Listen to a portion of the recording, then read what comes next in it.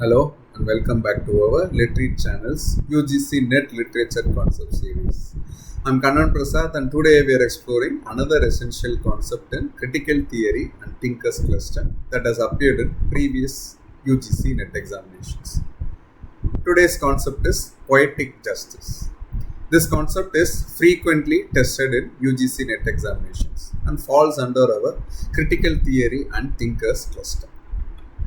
Let's examine the phrase poetic justice. The term combines poetic, referring to poetry or literary works, with justice, the concept of moral rightness and fairness.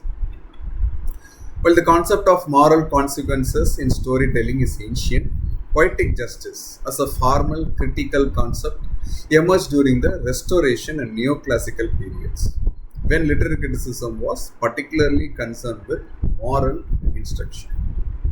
The term poetic justice was coined by English literary critic Thomas Rhymer in his 1678 work The Tragedies of the Last Age Considered, where he argued that plays should show virtue rewarded and vice punished. John Dryden further developed the concept in his critical writing, particularly in A Defense of the Epilogue, published in the year 1672, where he discussed the moral function of drama. The concept became a central tenet of neoclassical criticism, but was later challenged by romantic critics who favored aesthetic considerations over didactic morality. Simply put, poetic justice is the literary device where virtue is ultimately rewarded and vice punished, often in an especially appropriate or ironic manner.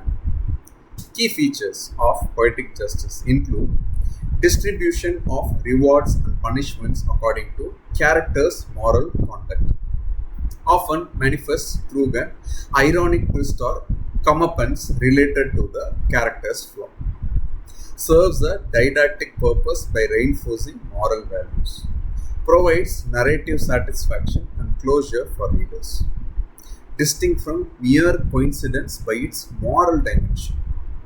It may operate through natural, social, psychological, or supernatural means.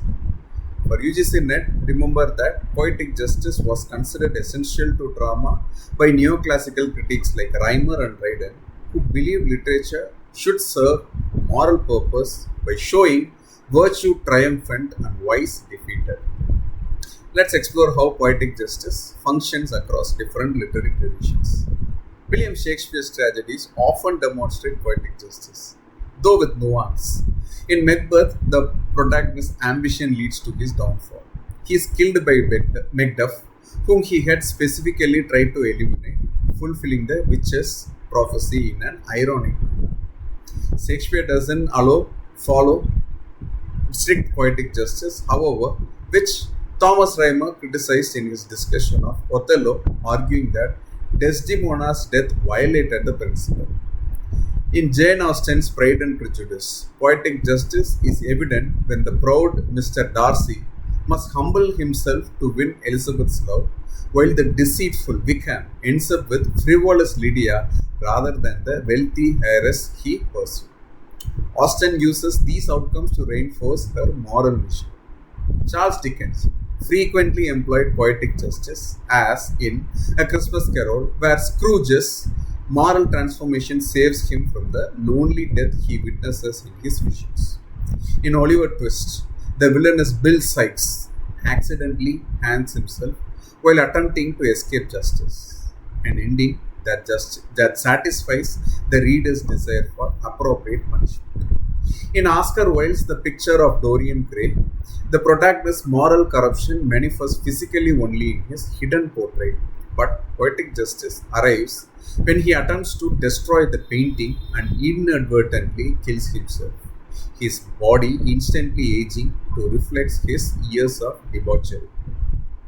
Thomas Hardy and later naturalist writers often subverted poetic justice to challenge Victorian morality. In The Curse of the D'Urbervilles, the virtuous protagonist suffers while her seducer prospers until late in the novel, illustrating Hardy's critique of conventional morality and social hypocrisy.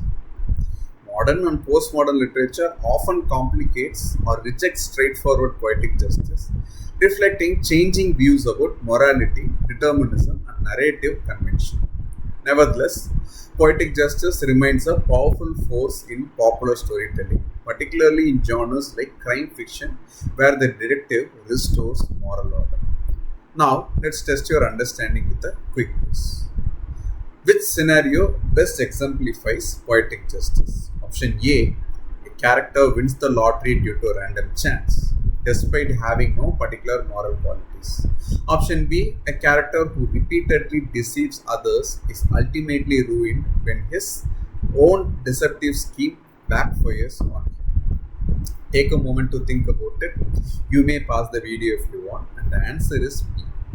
A character who repeatedly deceives others is ultimately ruined when his own deceptive scheme backfires on him. Exemplifies poetic justice because the punishment is directly related to the character's moral failure and serves as a fitting consequence for his actions. This satisfies the core principle of poetic justice, that characters receive morally appropriate outcomes. In contrast, option A describes mere good fortune without any moral dimension or appropriateness to the character's actions or nature. Remember, poetic justice is the literary principle where virtue is rewarded and vice punished in fitting ways, as advocated by critics like Thomas Rhymer and John Rayner. For your UGC NET exam, be prepared to identify examples of poetic justice and understand its relationship to neoclassical criticism and moral instruction in literature. Questions shown in the video may or may not have been directly questioned in the UGC NET examination. I suggest and request that audience cross-verify the number of instances each term or concept appears. If there is an error, please check the description box for corrections in the future. Happy that you are continuing to give me support through watching this video. In our next video, we'll explore another important concept from our cluster. Thank you very much for watching LitRead's channel. Please feel free to comment below on any queries you may have about the terms of the video. See you in the next video. Happy learning.